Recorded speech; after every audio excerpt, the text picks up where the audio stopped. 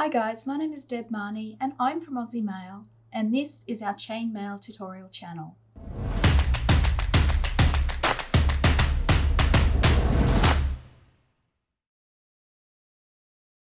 Hey guys, a big hi, hello, how are you? It's really great to see you here today. Thanks for popping in and spending some time with me.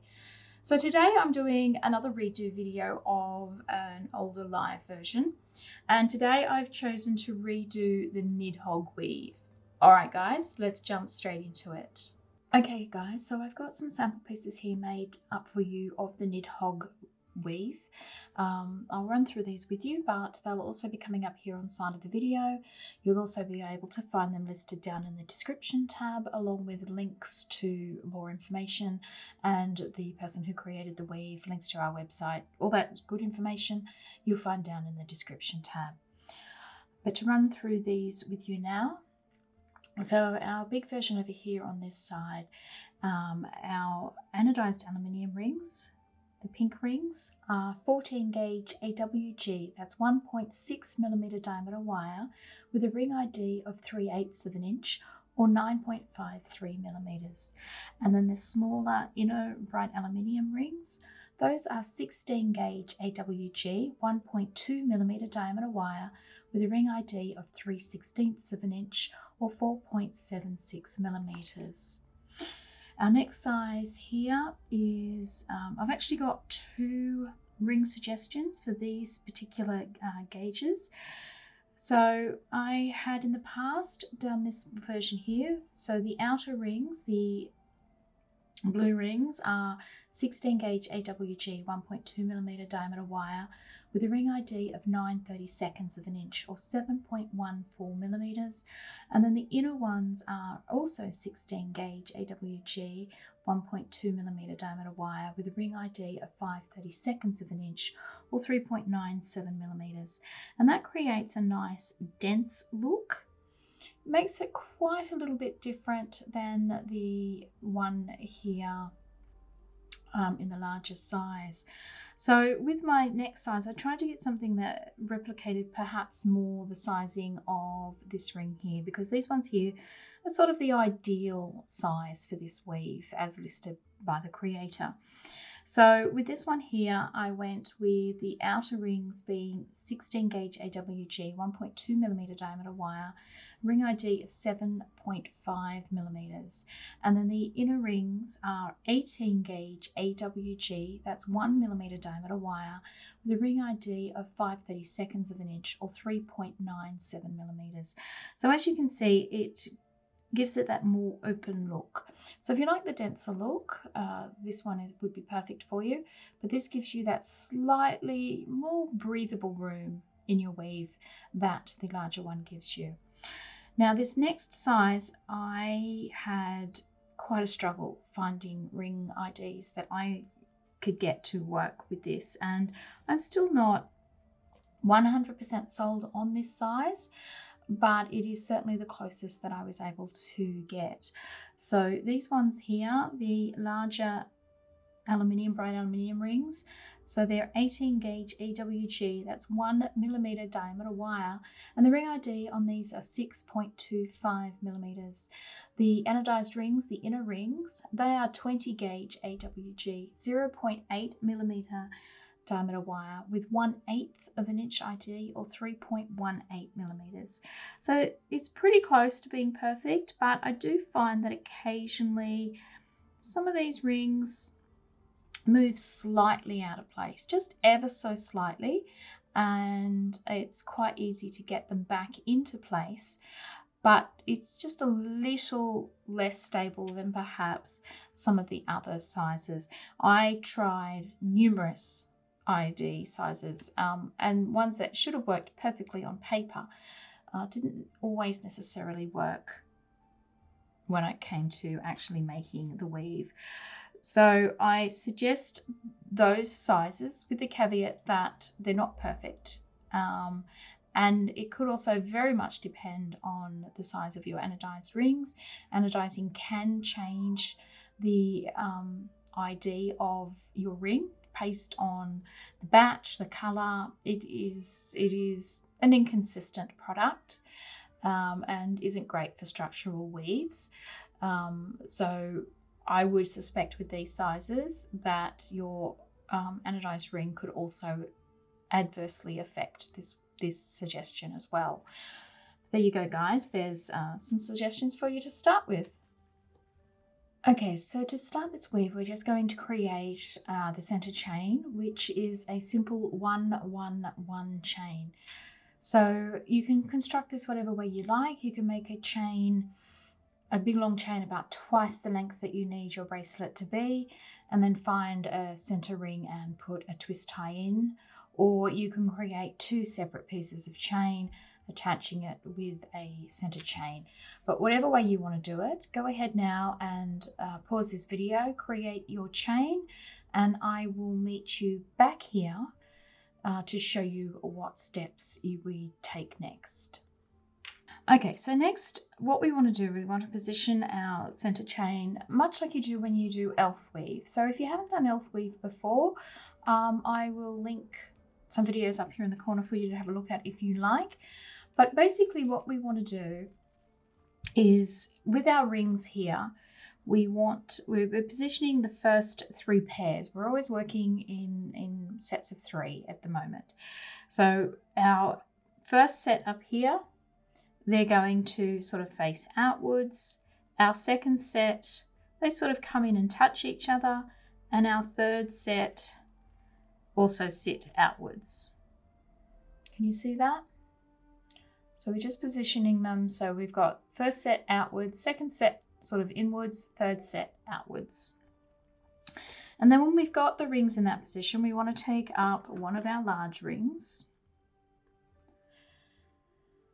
And we want this to go through our first and our third set of rings. So I'm just going to put it through the third set and then sort of flip it over and bring it through the first set. It doesn't matter which way you do it, as long as that ring is going through the first and the second set of rings and circling, sorry, the first and the third set of rings and circling the second set of rings. Okay, and we want to close that up. So our work currently looks something like this. Next, we're going to take up another large ring, and this ring we want to go through what is effectively our 4th set of rings. So our first set of loose rings after our big one that we just placed, we want to go through that set of rings, and we want to go through the set of rings that are in the center of our first large ring. Now remember that those rings were touching each other, so we want to keep those in that position, and we want our new set of rings to be in the same position where they are coming up and touching each other at the top. Okay, so you can see that this set here that the ring goes through, they touch at the bottom. This set, our new set of rings, and the set of rings in the center touch at the top.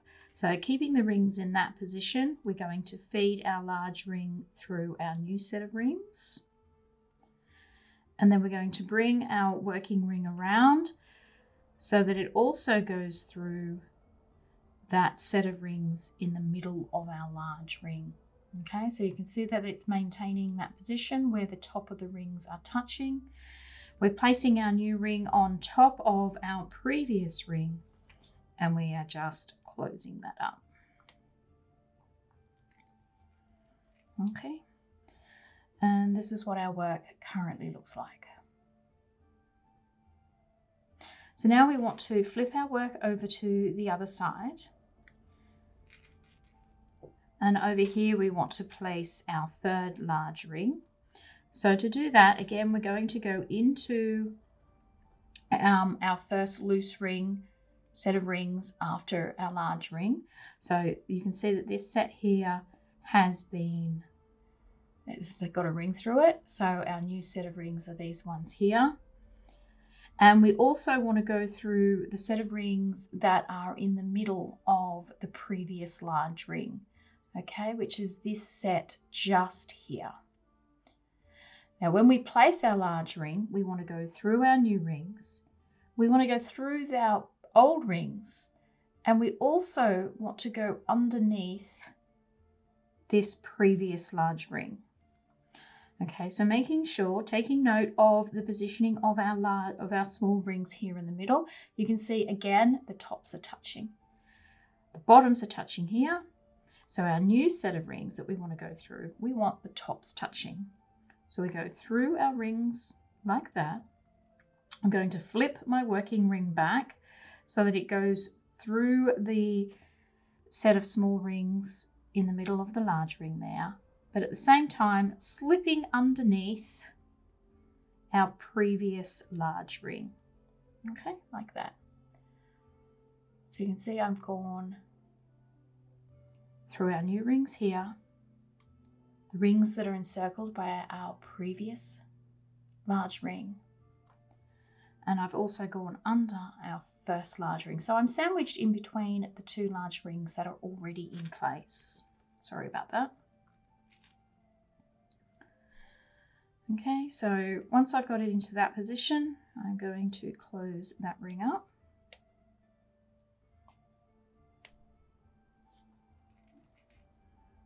Okay. And your work should look something like this. There we go. Sorry, it was a little bit out of place because I dropped it. There you go. So this is what our work currently looks like. So this is the ring that we've just placed here. So we're going to flip it over to the other side. And this time we want to go through our new set of rings, which is this set here. Okay, these ones don't have any large rings going through them, so we want to go through that one. And then we want to go through the set of rings that are in the middle of our previously placed large ring. Okay, remembering that when we go through there, we go underneath this ring. We go in between these two rings here, basically. We make a little sandwich and we go in between those rings there. Okay, so what that looks like is we take up one of our large rings, making sure that our rings are sitting correctly. That is so that they are touching each other. So you've got touching, not touching, touching. You go through your new set of rings, bring your working ring backwards so that it can go through the previous touching set of rings. Go through and underneath and close that up. I had that ring opened a little wide. Close that up. Okay, and your work looks like that. And that is basically it. So we flip our work over to the other side. We take up a new large ring. We go to our first set of loose rings in our center chain. We make sure we've got a position so that we've got touching, not touching, touching at the top of the rings. We go through that set there. Flip our working ring back so that it goes through our previous set of touching small rings there. So the set that are in the middle of the previous large ring, feeding it in between the two large rings already in weave and closing up.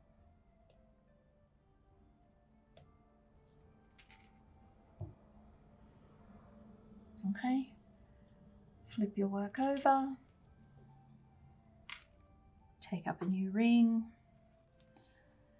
position your new set of center rings so that you've got touching, not touching, touching.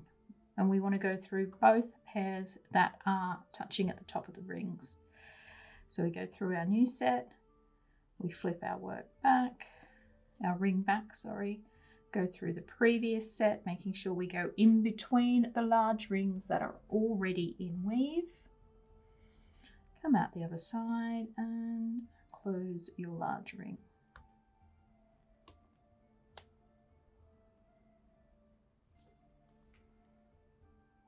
Okay, and that is it, guys.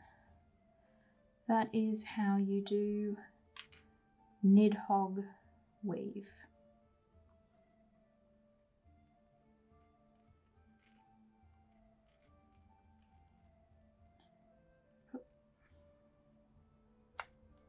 this ring opened a little bit. Oh my God.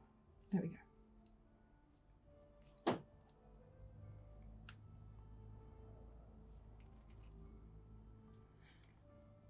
And that's all there is to it. So just keep taking those steps down the length of your bracelet or chain or whatever it is that you're working on until you've reached the length that you need it to be.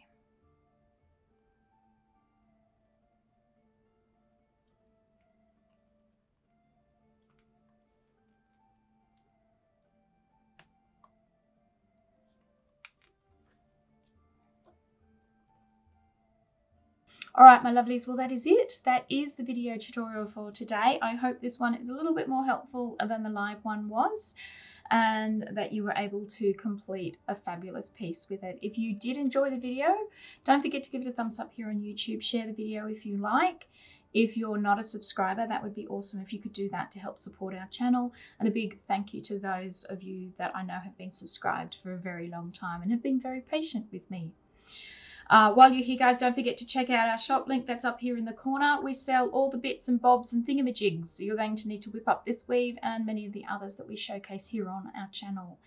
Thanks once again for popping in and seeing me. It is fabulous to spend some time with you again. Keep safe, keep well, so we can catch up again sometime in the very near future. Bye, guys. Mwah.